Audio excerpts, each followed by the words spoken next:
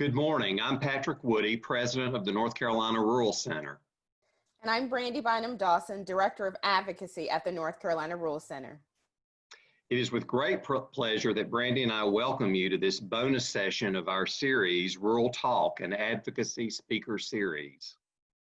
Today's one-hour panel discussion will provide you with the necessary tools, tips, and resources to take your advocacy to the next level. Please note, today's discussion will cover the legislative process and not specific policies. We hope that you will leave today's discussion with a deeper understanding of the process. For example, knowing when to contact your elected leaders, what are the most effective ways to engage, and how policy and appropriation decisions are made. Now, before we hand the program over to our moderator for today, I'll take just a few moments to review a few housekeeping items. Please note that all participants are muted. We do, however, want to give you the opportunity to engage with our expert panelists. You can do so via the Zoom Q&A feature. If you're using the call-in option, you can email your questions to events@ncruralcenter.org. And also for everyone's information, a reminder that today's webinar will be recorded and made available on our website in the next couple of days. We're so very thankful also for our amazing sponsors for this series. They continue to have great faith in the work of the North Carolina Rural Center, but also great faith in all the people and communities that make up rural North Carolina. Thank you to our Rural Talk series sponsors, Cloudwise and Wells Fargo. We'd also like for you to continue today's discussion on Twitter. So be sure to follow and tag at NC Rural Center and at Rural Counts and use the hashtag RuralTalk2020.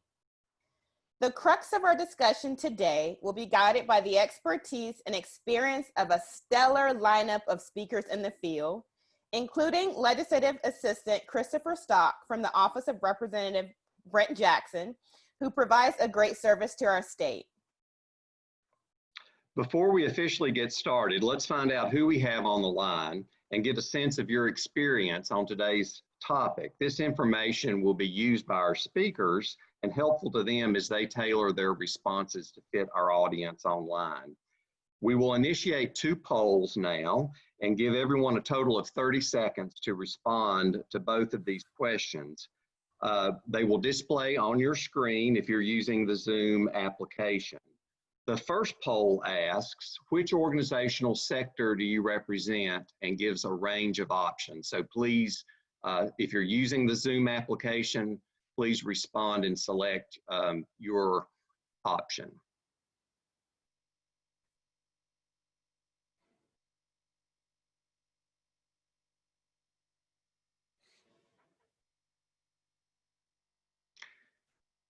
And we do have a good mix of folks on the line today. 43% of you identify with the nonprofit sector, 25% with the government sector, 7% from education, 4% from philanthropy, 6% from small business. So a good diverse group of folks on the line today.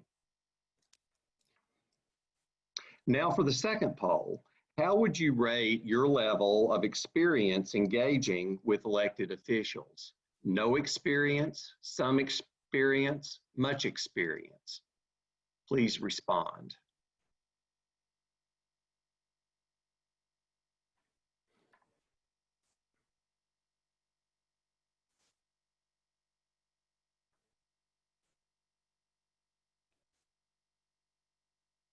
Also a pretty good mix. Almost 20% of you identify as having little or no experience, 45% some experience, 37% or over a third of you say you have quite a bit of experience in engaging with your elected officials.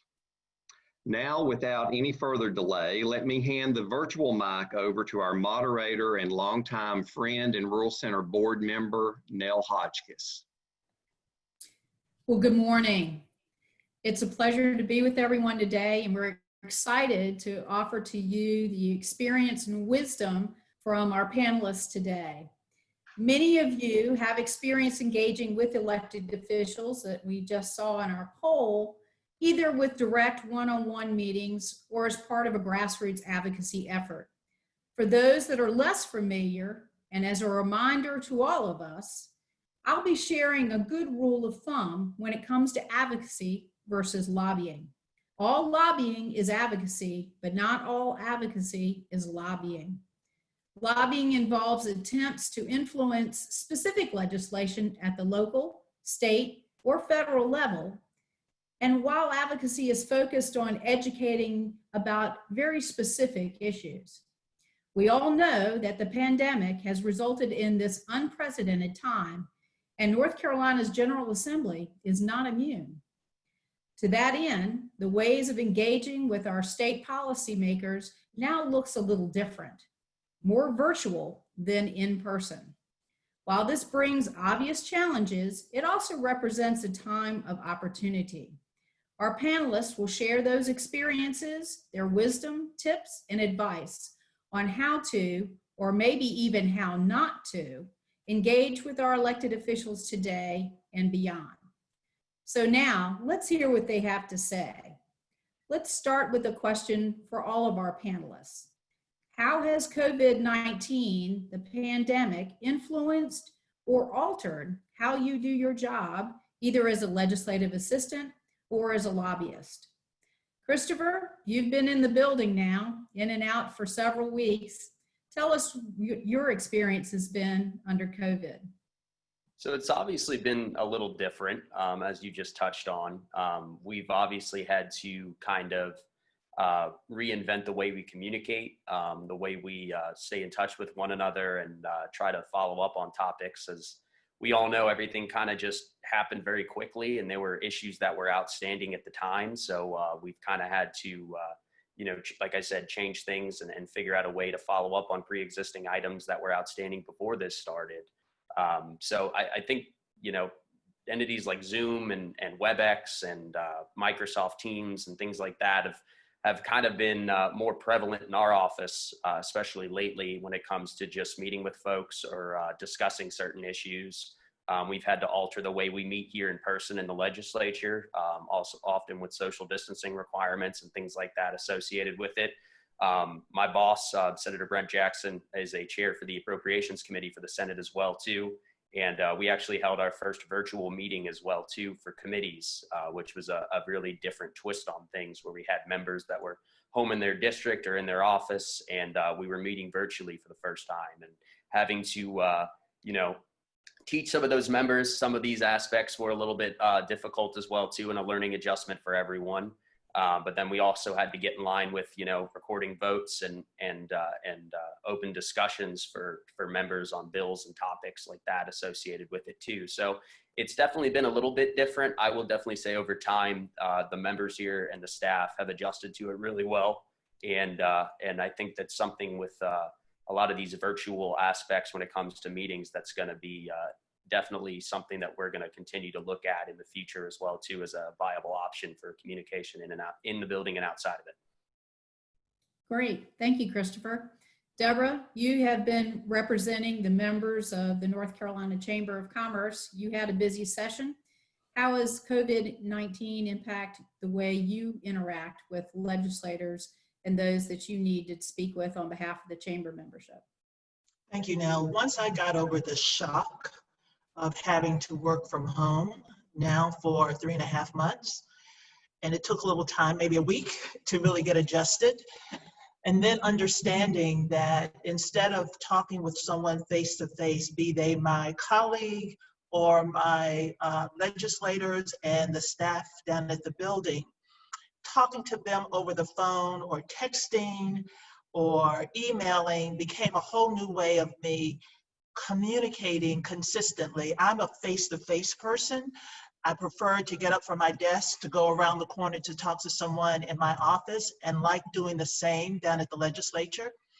So what I have found, and I'm really grateful that the legislature had been so nimble to adjust to this new way of legislating, especially in the House side when they created this opportunity to really discuss what COVID-19 was doing and had these work study groups, and then they put them all online, and then all of the, Christopher was saying, all the committee meetings been online. So that gave me an opportunity to really stay abreast of what was going on. But I will say, no matter what, any way that one is communicating, be they with their friends, their colleagues, or the legislature, it's always great to speak honestly and forthrightly and clearly understand what you're looking for and how to articulate that in hopes that you are as effective as you possibly can be. Great. Thank you, Deborah. We're also pleased to have with us Dana Simpson, who is always ranked as one of the top representatives for his clients every year during the state legislative session. Dana, share with us the adjustments that you've made in representing your clients in what we refer to as a real relationship and communication business, in communicating our needs to the legislature or to local government. Absolutely. Good morning, Nell. Thank you. And it's great to be with everyone this morning. I just echo what Christopher and Deborah said. It's certainly been a transition. And it's the different means of communication. Communication is the essence of advocacy and lobbying. And it's, we are in a person-to-person business most of the time, but that medium changed through COVID. I would say that email and text and phone calls have always been an important part of that process, but even more so now. Certainly from a planning perspective, when you're in the building every day and you can just have an opportunity to pop into the office or grab a legislator in the hall and have a conversation about an issue. Now you need to be able to plan ahead and make sure you've had a chance to have a telephone conversation or a text or give them an opportunity to read an email before a committee meeting and not just on the fly. So a little bit more planning. But I'd echo what Deborah said and really give a lot of credit to the IT staff at the General Assembly. Their ability to pivot and move to online committee meetings, but really important for all of us who follow legislation is the ability to put the actual legislation and amendments online so we can follow in real time and be able to provide feedback in real time. And that's been very helpful. The other thing that's been different is we're used to bringing constituents from around the state in to meet with legislators. And so as Christopher said, that is certainly something we have not been doing. And it's been much more virtual and trying to catch members. We've always tried to catch them on a Monday or a Friday in the district or over the weekend, but that's become increasingly important and virtual rather than in-person meetings. So that's been another shift. But overall, I just give a lot of credit to the General Assembly staff and their ability to pivot and help make this a successful session. Thank you, Dana. Christopher, I'd like to come back to you with our next question. The legislative staff are many times the unsung heroes in what transpires in the General Assembly building. Occasionally you all are underappreciated. Many folks think they need to get directly to the member, and that's not always the case. You all really do have a lot of knowledge and expertise on what's going on in areas of focus for your particular member. Share with us what you think the best parts of your job is there in Senator Jackson's office. And then also what you would like our listeners to know about your role as a legislative assistant for a very important senator here in North Carolina. Thank you for the question, Nell. And I wouldn't say we're always underappreciated. I think folks like Dana that are in the building definitely, make us feel important and appreciated, especially as we work on different items. But I would say the best part of my job that I enjoy the most here is being able to make substantial change. And we see a lot as staff members for Senate or House members here in the General Assembly is that normally we're presented with an issue and we have to figure out kind of the way to navigate it in the building in order to bring it to the right people's attention or figure out the right correct change and the path it needs to take to get something actually done and a substantial conclusion to it. So I would say that personally, I like being able to work on something from the ground up. And oftentimes it has to do with the people that reach out to us that bring it to our attention. Our members are normally experts in different fields, come from different backgrounds and understand different things throughout our state, especially their districts. But a lot of times issues that are brought to our attention by constituents or by advocacy organizations and people that reach out to us are really what brings some things to light. And they really help people like myself kind of understand the background on things and give us the knowledge to work moving forward on the topics to figure out how to best, solve problems and fix things that need to be fixed throughout our state. And I guess in regards to the second question with the role of the legislative assistant, I mean, I think sometimes when you're sitting in the office and people walk by and see you on the computer, you're thinking you're just answering emails and phone calls of people that call in or have things they want the senator, in my instance, to know.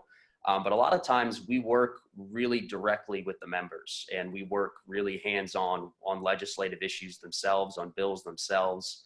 And, people in my position throughout the General Assembly work very closely with their members, and they're able to go ahead and work on something from a committee upwards up until the floor and really have a lot of input into how to, describe things to other members and as well as prioritize different things to the people that we work for as well too. So it's definitely a different and a lot that goes on here. But I definitely think the staff that I work with do a really, really great job of working with their members and being able to figure out how to get things solved. Great. As a follow-up, can you talk a little bit about how you may be working on behalf of a constituent, for instance, and how you interact with other legislative staff, for instance, or a committee chair of a different committee that the senator may not serve on, to be able to resolve an issue on behalf of a constituent, fiscal research or the budget writers, that kind of thing? Mm-hmm. Absolutely. So like I said, a lot of times when those issues are brought to our attention, we kind of have to be able to navigate and figure out who to speak with. And we're here in the building. And I think that's how important advocacy is because, when you reach out and speak to us or speak to our member or speak to somebody else in our office, it brings these issues to light. And then we're able to go ahead and meet and speak with the members that are associated with the problem or represent that certain area, or maybe have a little bit more expertise in things as you go into fiscal research and legislative analysis and the great nonpartisan staff that we have here. And they can really help us try to understand how we can get to the end game here of getting something, whether it be in statute or getting something before a committee or getting a bill drafted and filed. And those resources here are really what helps gets things done.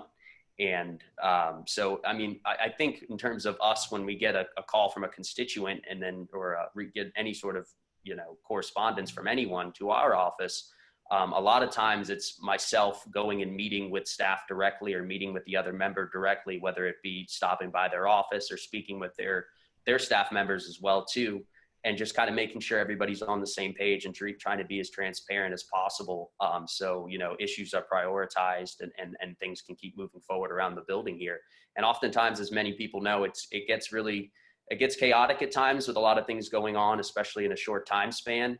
But like I had mentioned earlier, it's really the advocacy on behalf of the people outside this building that really help us get things done around here. And the staff members like myself kind of have to figure out our way how to navigate when we're first here. And thankfully we have a lot of really good staff members that get a lot of things done. Great. Deborah, can you talk to us a little bit about the role of a lobbyist and the relationship that you have with legislative staff as well as the legislators themselves? The role of the lobbyist is to make sure that your client's needs are met down at the legislature. I work for the NC Chamber. We represent almost 800 businesses in North Carolina. So you can imagine from manufacturing to healthcare to transportation and everything in between. And then we have about 50 to 60 local chambers of commerce that are part of our NC Chamber Federation.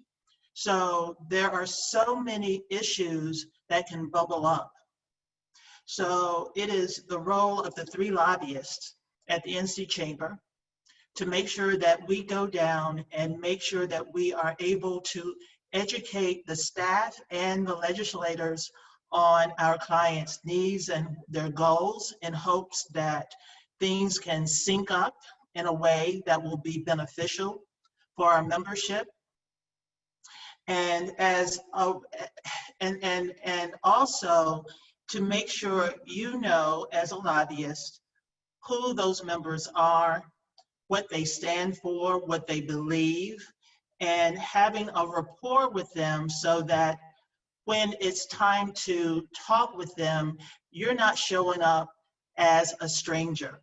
I find myself quoting 2 people over my lifespan now that I'm a bit older, and one is my grandmother, and the other one is my first boss when I started lobbying many years ago for Bell South, now AT&T. And he would always say to me, Deborah, the worst time to make a friend is when you need a friend. So it's always important as a lobbyist to know the members, and most importantly, for them to know you, to know your character, to know that you're going to do the right thing all the time, so that when you go in and want to educate them and ask for something, they're not looking at you and saying, first of all, who are you? How do I know that I can trust you? Because down at that building, your word is your bond. But if they don't know that, and they have to go on just you spouting some issues that may be of importance to them, but there are many more lobbyists down there. So my role as a lobbyist is to make sure, first and foremost, that when people see me, they first see Deborah Durr, who happens to be a lobbyist, and Deborah Durr, who is always going to say to them what is honest. And if I don't know the answer, they also know I can say, wait, let me get that answer, bring someone else in. So I think that is, for me, the most important part of being a lobbyist, is making sure the member knows me, respects me, and most importantly, trusts me. Great. Dana, Deborah touched on this, but a lot of what we do, and I saw you shaking your head, yes, a lot of what needs to transpire and assist both legislative staff and members is an educational component.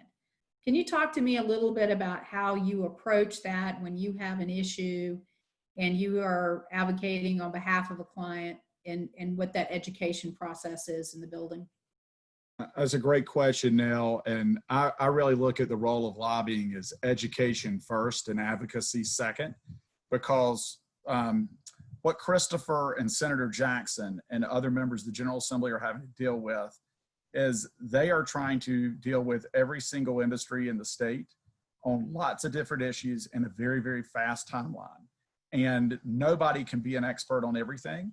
And really the role of lobbying at the state level in many ways is just educating policymakers and the legislative staff about the implications of decisions they're making. And it's not many times that if there's going to be a negative impact from an issue, it's not because somebody intended that. It's simply they didn't understand if I move X, then Y is going to occur as well, because no one can be an expert on everything. So I really see education as first and foremost what we do as lobbyists on behalf of our clients, whether that's nonprofits, local governments, businesses, trade associations.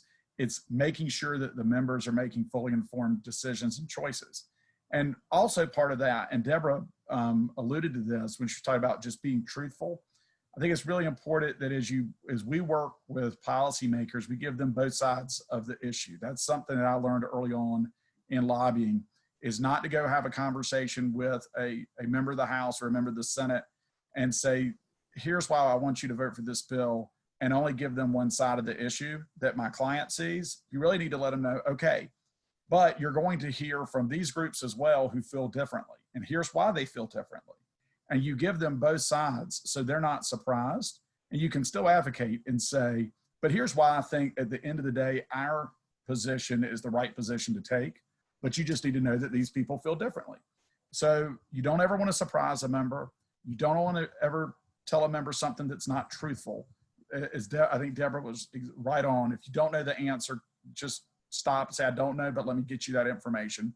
Again, it's part of the educational business. And at the end of the day, I trust the system that if members are well educated on the issues, they're going to make good decisions for the good of the people in North Carolina, and we end up with good public policy.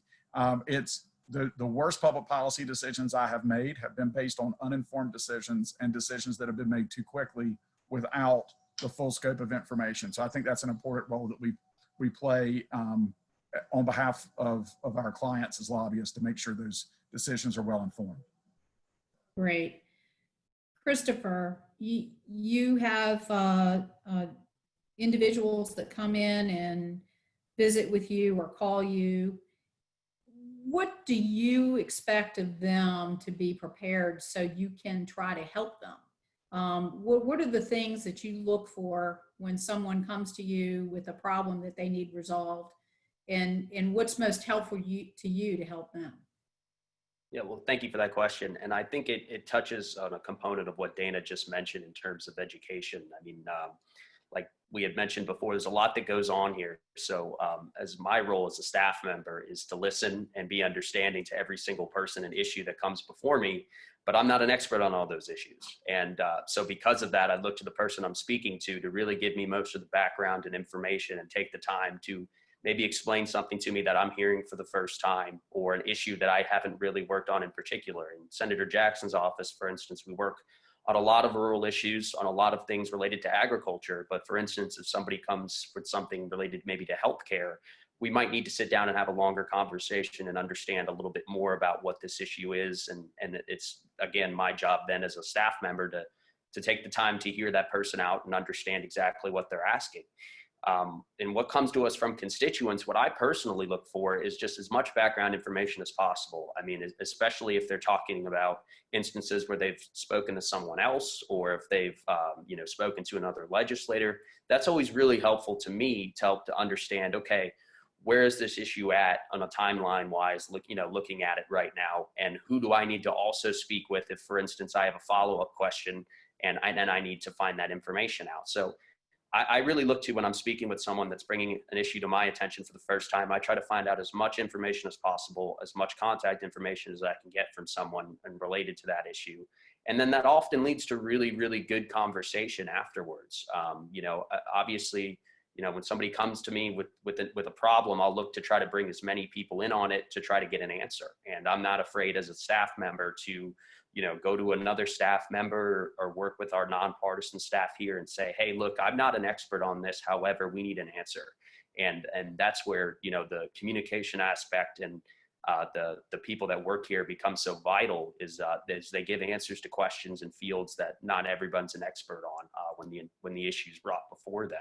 So, and then from there, I mean, I also look, and Senator Jackson is a big proponent of this too, is when things are brought to us with a problem, and a lot of times, and Dana had touched on it before as well too, where it's got two, different ways of looking at it, where one side might have objections to what the other side sees. We're a really big proponent here of bringing everyone into a room and sitting down and discussing it. And I'm actually currently sitting in our conference room where most of that happens. And we'll bring all parties in, all stakeholders in here, and look to talk about these problems and come to the solutions that need to happen in order to promote good public policy. Because like we had said before, everyone's input and as much educated decisions that can be made really come from everyone being in the room and having all the information in front of us before we get to an ultimate conclusion. So it's that's probably what I look for the most, is just as much information that can help me. And then as well as, from there, the expectation of transparency comes in. As I find information out, I let that person know, and we work on things collectively. And if you have to delegate throughout it, as oftentimes I do, it often leads to the best solutions. Great. Thank you, Christopher. Deborah, you, like me, represent members of an organization. So they have their own opinions, and sometimes advocacy can get a little complicated with multiple members with a lot of different views.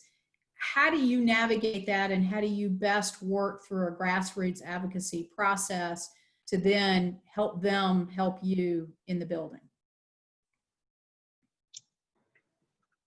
Every session, the NC Chamber comes up with the legislative agenda. We take that agenda, and before it is executed, we present it to our Board of Directors Executive Committee.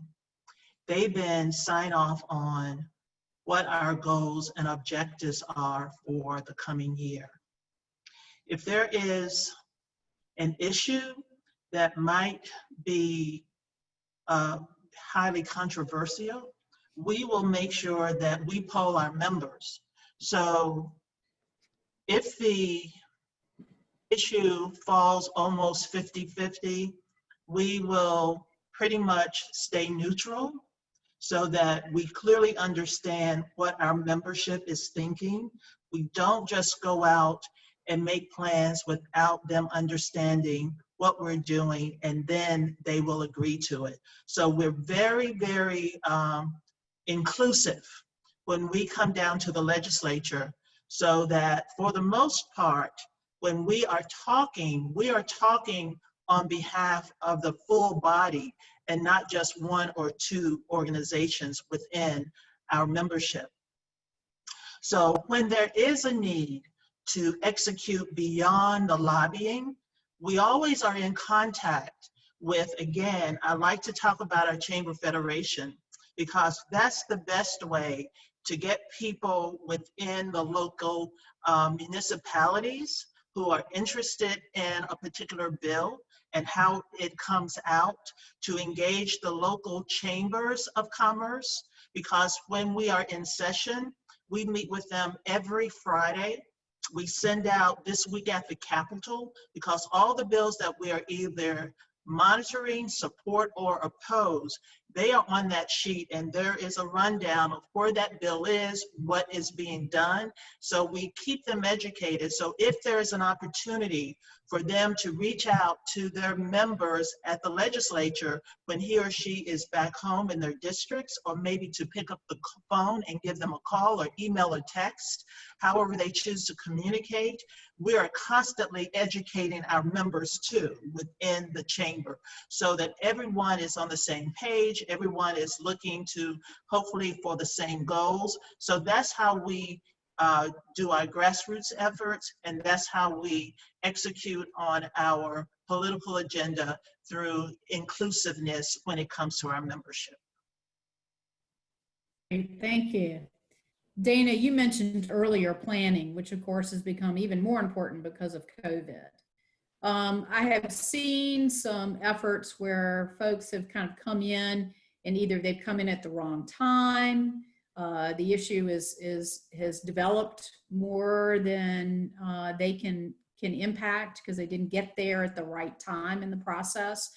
There are times when they haven't had as much information perhaps that they've needed. And you mentioned things move quickly. And that happens also at the local level as well with local officials. What to you are some of the, maybe the top 3 things that folks that are coming in from home or contacting legislators or local officials from home that they need to understand and know to have the best impact to get their situation resolved? It's a great question. And I love Deborah's quote that she said earlier about the worst time to make a friend is when you need a friend. And that is so true. I think one of the things, number one, I think people should feel very comfortable in contacting their local legislators because they care about their constituents. They really do. I've had members say, you know, if you send me an email or a text, I'll get back to you within an hour or two. We have a good relationship, but if you bring a constituent, I'll leave the House floor or the Senate floor. They care about their constituents. So I think it's everybody who hasn't engaged with government officials before should feel very comfortable in doing so because they want to help. And the thing I would say is building the rapport and the understanding about your organization prior to a legislative session is really important. So I think whether you're in a local government situation, a nonprofit, a trade association, but you're back home, make sure you're meeting with and communicating with your elected officials about what's going on with your organization, what's going on in your community. Bring them in, let them feel some ownership and buy-in to what's important. Now to the electric co-ops that are occurring in your local community, that you guys do such a good job that they feel like they understand the issues before they ever come to Raleigh to deal with them, because they're constantly involved in those kinds of communications. So I really think that planning front end, building a relationship at home, inviting them if you've got a major event or opportunity with your members in a local community or a nonprofit event, invite your local legislators to attend. Even if they don't attend, they felt included. They felt, and that gives them some buy-in to the organization and what you're doing. Then it makes it much easier once they know what you've been doing in the community when you have an ask. And sometimes those requests are fast, as Christopher knows. Something may pop up and suddenly the phone start ringing the next day. But if you're trying to develop the relationship the first time, then it's oftentimes too late. And so that is, I think, the most critical thing, is to start early on the relationship. And then if you have that relationship and from a planning perspective, something comes up that you weren't able to talk to that official beforehand, don't hesitate to reach out. And Christopher gets that a lot, whether it's emails, phone calls, text, and know that your local legislators want to be responsive and want to listen. But if you're introducing yourself for the first time in that situation, your effectiveness is going to be significantly diminished. Great response, Dana. I fully agree. Christopher, what's your response to that from your perspective in developing a relationship over time and planning and having some strategic thought before session even starts, or for instance, a ordinance begins at a local government level? Yeah, absolutely. I couldn't agree more. I mean, oftentimes if you have everything planned out from your side of things ahead of time, it makes it easier for people like myself, at least early on, to work on these. These issues themselves. I mean, a lot of times it's not a simple fix to all of this, and if you have a plan in place early enough and contact us, at least here in our office, early enough, we really have the time then to go back and forth and set up meetings, whether it be in person, virtually at this point, to work on these problems. And when there's a plan in place, it helps us out a lot too, to be able to speak with the right people around here, to be able to work with the right staff around here, and to be able to figure out kind of a trajectory with things moving forward. Oftentimes, I mean, I work in as I said, for an appropriations chair. So we have a lot of budget requests that come our way. And oftentimes when those things are, thrown at us last second, the likelihood of it being included in the cohesive plan that's already existing, it's slim. So it makes it easier for us if there's, a timeline in place early enough where we have the ability to discuss this with other members and other staff and make sure everyone's on the same page and have these discussions, especially if they're contentious items, and to be able to work on it. And it just helps, I think, everyone kind of, again, in terms of having a good relationship with people around here, like Deborah and Dana do with so many members here. I mean, it often helps us when we're discussing it with, whether it be the other side of the aisle or the other body in the House. It gives us the same kind of time as well to work on all of this.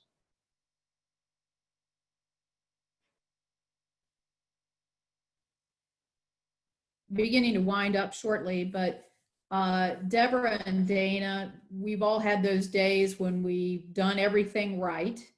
We've had all of our plans in place. We've had a good strategy, and we just didn't get the results that we were hoping for. What are lessons that you've learned in that instance? And how you leave the fight sometimes is just as important as how you addressed it in the beginning. And tomorrow is another day. Give us a little bit of a view on that. I'll start with Dana on that thought, because you're not always successful the first time. So if you can give us a little wisdom and experience. That is so true. I have, unfortunately, many experiences to be able to learn those lessons along the way. As I often tell clients, in terms of passing legislation, I would rather be asked to defeat 10 bills than to pass one. And I think people sometimes don't fully appreciate the process that goes through, and to pass a piece of legislation, you really have to go 10 for 10. You have to hit every committee through the House floor or the Senate floor, and then every committee and the floor and of the other chamber and the governor. And all it takes is one hiccup in that process, and you potentially are off the track. So yes, lots of experiences there. I think great question about how do you deal with it. I think it's really important to remember that this is a long game, and you don't burn bridges, and people may disagree with you on a policy issue, but you don't disagree. You don't become disagreeable and make it personal. That's really, really important. And sometimes it's really hard. It goes against human nature that you want something really badly and you really believe in it, and somebody's telling you no, for you to make it personal against that legislator. But that is really important not to do, and take some discipline. But it will inure to your benefit in the long term, most certainly. And I would say, and I always tell people, it's important to have strategic patience, because the legislative process changes. The personalities change. Someone who may be in a leadership role of a particular committee may go somewhere else, may retire, may move on to another office, may get voted out of office, and the opportunity presents itself. I had an example. One of my first issues I dealt with, I worked for the Speaker of the House and then went to law school and then came back. And one of the first issues I dealt with as an advocate, as a lobbyist, was dealing with tort reform, and trying to, it's something we worked with the chamber and Deborah on. There was a really good environment in 2002, 2003. And we made what I thought was a great case and had a lot of interest, but for lots of reasons, it just didn't move forward based on a couple of key committee chairs. And it was so frustrating, but you kept the issue alive. And once some of those personalities and changed, it was there so that if you have strategic patience, you can accomplish that goal. Ultimately, it took about 8 years later. And when there were committee changes and leadership changes, that issue was able to move forward and is now the law. So, you know, it's hard and it's frustrating, but if you look towards the long run, it can be successful. Great. Deborah, anything to add? A couple of things I just want to say. Many, many moons ago, when lobbyists could actually go out with legislators and have dinner and play golf and do things that we no longer can do, my boss and I, former boss and I, Jeff Van Dyke, we were out with then the Speaker of the House, and he looked at me and he said, "I just cannot figure out what your politics are." And that was the greatest compliment that any legislator has ever given to me, because what I know, it is not about me when I come down to that building. It is about the people I represent. So if I alienate anyone, be it the person who sweeps the floor or the person who puts his imprimatur on a bill and says this is how it's going to go, and if I win or lose with them, it's just not going to serve my membership at all. I've worked with Dana, I've worked with you now, and I can tell you, and Christopher, I hope to work with you in the future, we're all want to win. We're a bunch of winners down there. But as you pointed out, how do you lose? Do you lose gracefully? And I will say the legislative process is no place for thin skin.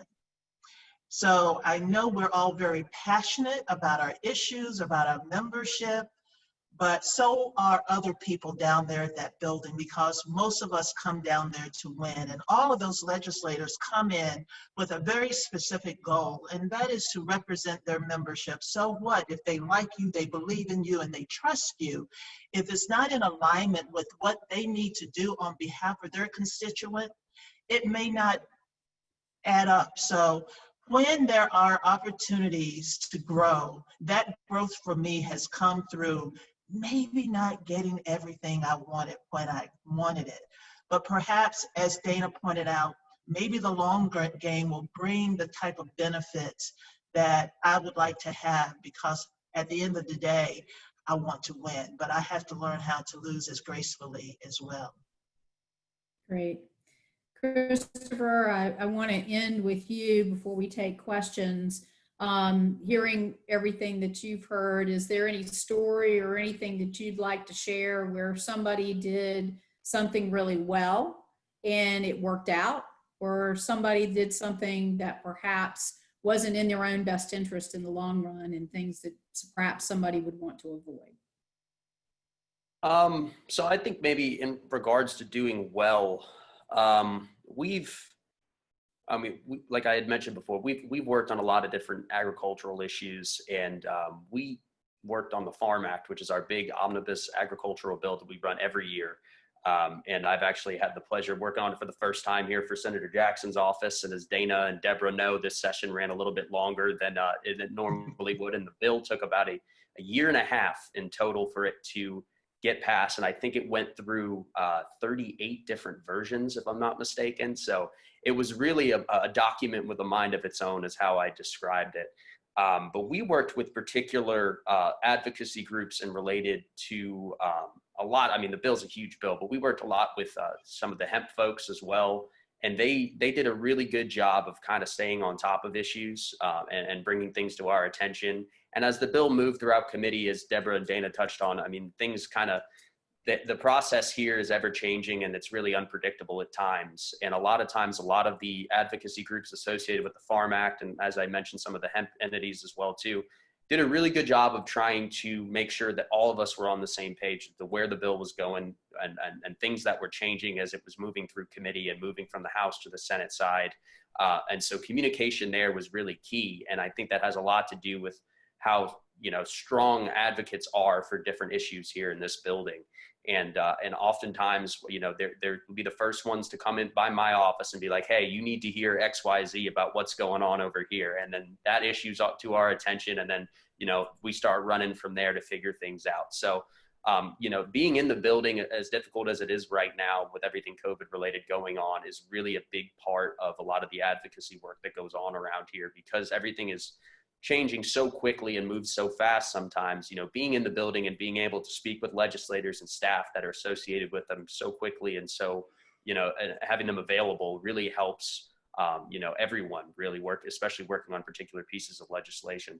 I would say, as a bad example, I think anytime you approach a legislator or a staff with any sort of hostility, or as I like to describe it, as run around with your hair on fire last second, it doesn't really help the issue and getting things done. We had touched on before with burning bridges is never a really good idea. And I definitely know from a lobbyist perspective, Deborah and Dana know a lot better how that works than I do from my role. But approaching every person around here with respect and understanding that not everything's going to work out in your favor is something that's key to being able to get things done. And as a staff member, coming to us and maybe not being happy with us the way we or our member might have voted on an issue or worked on it or presented it to another member and things like that, they don't normally work out well long term, whether it's working on the issue itself or working with that legislator themselves as well too. So I would just say, not surprising legislators is a good idea. You can surprise me all you want. I mean, that's part of my job. You want to throw stuff at me. You want to come with a lot of information. It's my job to decipher through it and present it to the person that I work for. And I'm happy to do that. But when it comes to dealing with the legislators that are in this building, keeping it concise, not dropping surprises on them, being fully transparent, communicating with them throughout the day, being willing to, at a drop of a hat, come and meet with them about an urgent issue based on how the timeline moves around here is really key too.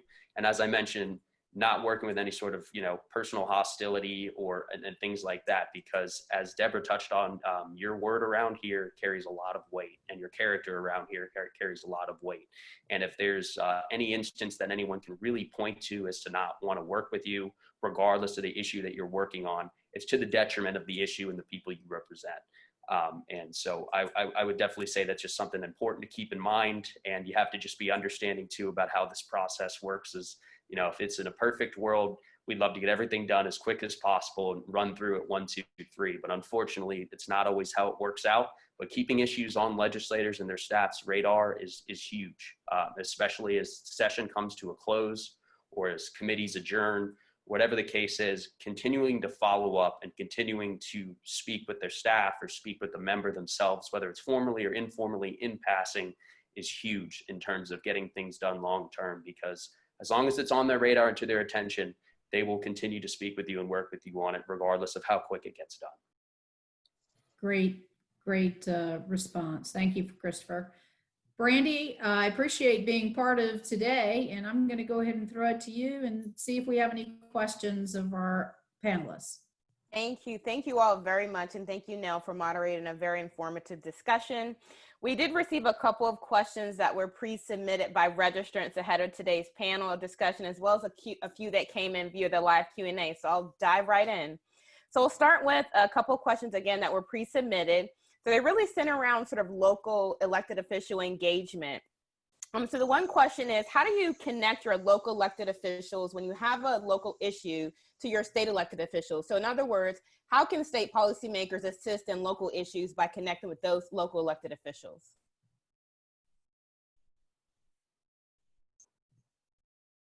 So this is the part of the program where you all get to take a part.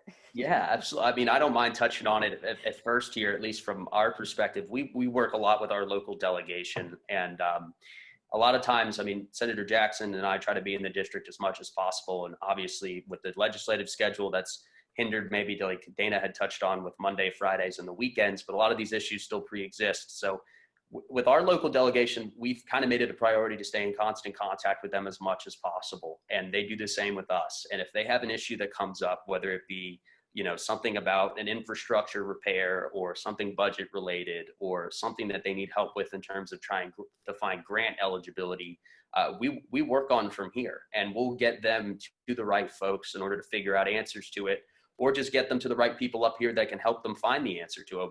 We don't always know sometimes as well either. So it fluctuates based on the issue, but the communication is the big part, whether it's over the phone or via email. We work with for instance, we work with our local DOT director quite often. I mean, Chad and I are pretty much like best friends at this point based on the amount of requests that come into our office. And we work great together because I'm able to identify where in the district an issue is that a local elected official might bring to our attention that a constituent had brought to theirs. And that chain kind of continues. But at the end of the day, we get the information to the people who need it to get an answer to the problem. And I mean, for instance, right now we're working on something for Autryville and related to an ABC issue. So, I mean, and that was only brought to our attention by our local delegation, and it's been pre-existing before I had worked in Senator Jackson's office. So that relationship has existed for a long time, and it's continued over the years, and so much so that we're continuing to work on it to find the problem now. So I will just say that, communication is key with your local elected officials, and we try to reciprocate as much as we can with going back and forth with things. But the main thing is, if they bring it to our attention, that's how we can help. And if it's not brought to our attention, we have to come looking for who we need to speak with. But when it's brought to us, it helps us try to understand the issue and find a solution. Great. Thank you for that, Chris. The next question is related to the number of sort of regional council of governments that we have across the state, obviously acknowledging that we have a number of them. Now, I think I'll pitch this question to you. What advice or information would you share with our constituents who are listening in on how best to connect with their regional council of governments? Sure. The COGs have a lot of influence and really have a regional presence. So if there is a particular issue that is impacting one particular locality, what's important to help with the COGs is to have an opportunity to talk to the others that are in that COGs area. And if you can agree on that and take that to the COG, if it may be a federal issue, for instance, and the COGs do work on those issues, they don't have to do the work to go back and check and see what the other localities in their region. If you've done the homework for them ahead of time and then present that as a group in working with COGs, that moves that process much faster, and it's much more efficient for them then to work on your behalf, either through their national group or on a federal or state level. A lot of times those things are economic development related, for instance, those kind of things, because the same issue that Christopher mentioned if that's an issue for that locality, more than likely it may be an issue for the multiple localities that that COG represents. And if you can do some of that work ahead of time, that's really, really helpful to those that are helping you solve that problem. Did anyone else want to add into that response? All right, well, moving on. So 2 additional questions that came in, again, live via the Q&A. So the question centers around, how do you effectively advocate in this COVID-19 pandemic environment if you don't have access to broadband?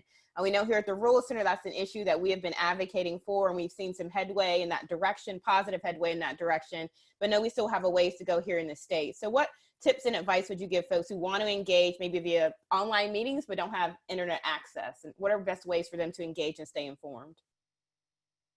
I would say let's never, ever, ever forget that wonderful invention called the telephone, or as we call it now, our cell phones. And call your member. They have wonderful legislative assistants like we have here on the Zoom, who you can call and introduce yourself to and talk to. And don't ever, ever, ever be afraid, even though you're wearing a mask. If you see your legislator in the grocery store, at church, on the street, introduce yourself. Stay 6 feet apart, but introduce yourselves. Don't be afraid to say, hi, I'm Deborah Durr. I really appreciate your being at the legislature, but I have this issue. How can you help me resolve this? What would be the best way, the best practices? So yes, COVID-19 has somewhat changed the way that we communicate with one another, and broadband is an issue. I'm not trying to downplay that at all, but if you can, call them, see them, do what you can do to work around broadband until it gets to you. And I hope it gets to you sooner rather than later. Thank you. Any additions to that? I would also just remind folks that legislative assistants are in and out of the building even outside of session. Mm-hmm. So that's really important. A lot of people think the building's completely empty if the legislature is not in session. That is not true. So if there is an issue that the legislator can assist you with, in many cases, the legislator will ask you to contact their legislative assistant to work through the issue to see where that help can come from. Just as a reminder that building is open year round. And so the opportunity to contact someone within the building, they're very good about, if you leave a message, returning that message or sending them an email, and those emails are all on the web and all available.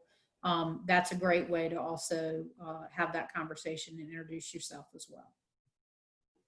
Thank you. Thank you for that. Looks like we have one last question before we sign off. So this question centers around, what are the best ways for individuals and folks who run small organizations to get engaged? Like, what tips do you have for them to learn about what's considered here sort of the legislative agenda? What are the best ways to do that?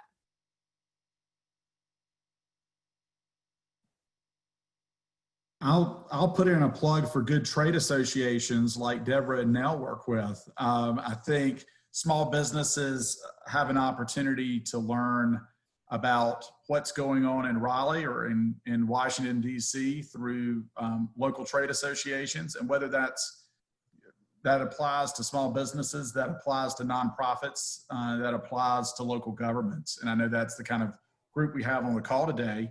I think that's what a lot of those trade associations are there for, to help keep you informed about issues that could impact your organization. And they've got great advocates that do that on the ground, just like the Rural Center does from an advocacy perspective, with Brandy leading the Rural Center and making sure that everybody knows the key policy issues being debated in Raleigh. So I think trade associations are a really good, effective and efficient use of an investment in terms of being able to be informed. Beyond that, there's lots of opportunities. You know, whether it's UNC TV has a nightly update on what's going on at the legislature. We don't have nearly as much press coverage of state government as we once did. I started off at the legislature and served as a communications director to the speaker. and we had about 15 separate members of the Capitol Press Corps, 15 separate outlets, and we're probably down to about 3 or 4. So that the media, there's not as many opportunities there, but there's now internet and website-based groups that can keep you informed as well. So it takes a little bit of digging, but I do think looking at trade associations and then different nonprofits that follow the legislature is a great way to kind of know the issues being debated and whether or not you want to weigh in. Thank you. Thank you so much for that, Dana. I'm going to close this out with just a few reminders. So for those listening in, after today's session, you'll receive an email, which will be a thank you for you, but also a survey link. I'm asking you to let us know what you thought of today's session. So I promise it will only take a few minutes of your time. If you complete that survey, we greatly appreciate it. Also, just as a reminder for everyone listening that this is a year of the census. So 2020 census is really important and vital to all of North Carolina, especially rural North Carolina. It takes about 7 minutes to complete it. If you haven't already, there are 3 ways for you to do so, via online, via phone, and by mail. Let's make sure that North Carolina gets counted. And last but not least, I want to very much thank our panelists here today, our wonderful moderator, our esteemed panelists, our generous sponsors, and a very special thank you to all of you who tuned in. Please know that we sincerely appreciate your dedication and your advocacy on behalf of rural North Carolina. Stay safe and well, everyone. Have a good day. Thank you.